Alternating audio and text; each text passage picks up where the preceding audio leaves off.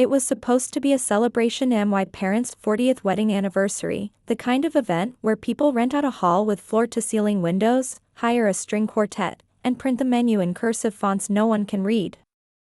The invitation had arrived on cream-colored cardstock, embossed in gold. I RSVP'd yes, though my finger hovered over no. For a long minute before clicking send, I told myself I was going for the sake of family unity, to keep the peace. But if I'm honest, there was still that small, stubborn part of me that wanted to be noticed, the same part that had been trying since childhood. The banquet hall was exactly what I'd expected, elegant, pristine, a little too beige. Waitstaff floated silently between tables, setting down plates with the precision of surgeons. My mother was already in her element, navy dress, pearls, hair done just so. She moved from guest to guest, cheeks flushed with compliments, eyes sparkling with performance. My father stood by the bar, telling the story of how they'd met for what must have been the 100th time. He added flourishes that never happened, like the part where he nearly got into a fistfight, to protect her honor. She'd laugh at the right spots, the same way she always had. Then there was my brother, Michael. The golden child. He was seated dead center at the head table, angled so the photographer could catch him in profile. His suit was perfectly tailored, his hairstyle to look like he hadn't tried too hard. People leaned toward him when he spoke. He had that easy confidence that comes from a lifetime of knowing the room belongs to you. My place card? At the far end, near the ice sculpture. Every so often a cold droplet would slide down its side and land on my arm. No one noticed. I told myself I could handle it. I'd come prepared, not for an argument, but for something I thought would be meaningful. In my bag was a slim black envelope. Inside, a cashier's check for $30,000. I'd saved for months. It wasn't a small amount for me. It was meant to be my way of saying, despite everything, I still want connection. I still want you to see me. Dinner began. Chatter rose and fell, like the hum of an old fridge. I answered exactly 3 questions all night, 2 of which were about the weather in my city. My brother, meanwhile, told a long story about how his boss had begged him to take on a major project. My parents hung on every word as though he were accepting a Nobel Prize. By the main course, I'd almost made peace with being invisible. And then the speeches started. Michael stood first, glass in hand, smile dialed in perfectly. To Mom and Dad, he began, "Thank you for raising me to be the man I am today. For teaching me the value of hard work, the importance of family, and for loving me unconditionally. For 40 years, you've given your only son the world." Only son. Not only child, but the emphasis landed like a deliberate choice. Guests laughed, glasses clinked. My mother dabbed her eyes. My father squeezed his shoulder. I waited for someone, anyone, to glance my way, to add, "And of course, our daughter." Nothing. The silence pressed in. I felt my chair scrape backward before I realized I'd stood. My voice was calm, even. I had something planned for tonight. Something for the people who raised me. The room shifted. Heads turned. Michael's smirk faltered. My mother froze, hand midair with her napkin. My father's jaw tightened. I reached into my bag, pulled out the envelope, and walked past the head table. Past my mother's confusion, past my father's narrowed eyes.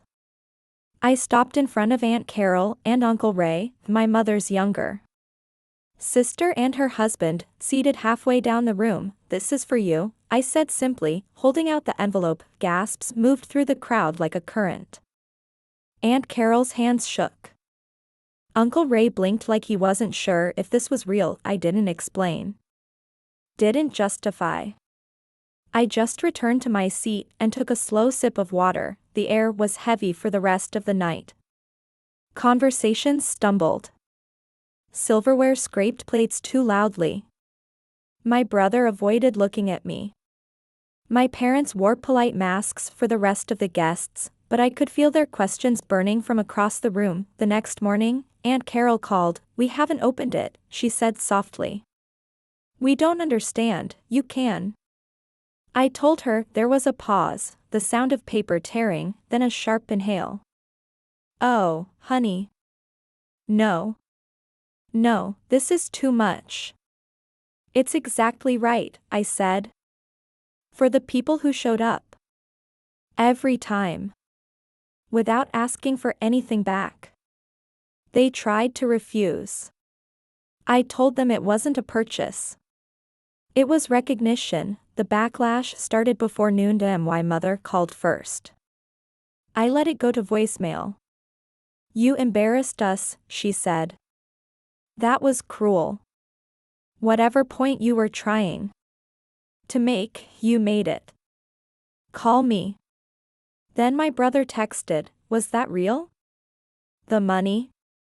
Why them? You made Mom CRY. Evening, my father called. $30,000, Sarah.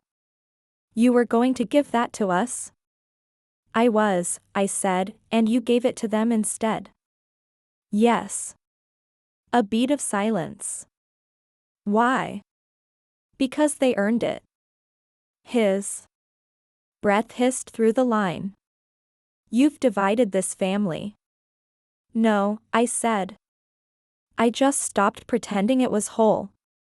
The smear campaign came next. My mother posted on Facebook about false loyalties and outsiders who poison blood ties. Friends and neighbors offered sympathy. "You raised your kids right. You don't deserve this. One day she'll regret it." Then came the real hit. Michael sent Aunt Carol screenshots of old texts I'd sent him years ago, venting about family stress. When I showed up at her door, pastries in hand, she simply looked at me and said, "I know who you are." Words and frustration don't erase years of love. No speeches. No conditions. Just truth. That's when I knew I was done auditioning for a role I'd never get. I wrote my parents a letter. Calm. Measured. Final. "Please do not contact me again. Do not use others to reach me. I wish you peace, but I will not play this part anymore." I mailed it. They called from a blocked number. I didn't answer, and for the first time, I felt space in my own life. That Christmas, I spent the holiday with Aunt Carol and Uncle Ray. We cooked. We played cards. We watched old comedies in our pajamas. At one point, Aunt Carol asked, "Do you regret it?" I didn't even hesitate. Not for a second. Because I hadn't just walked away from a family. I'd walked toward one. And for the first time in my life, I didn't have to ask to be seen.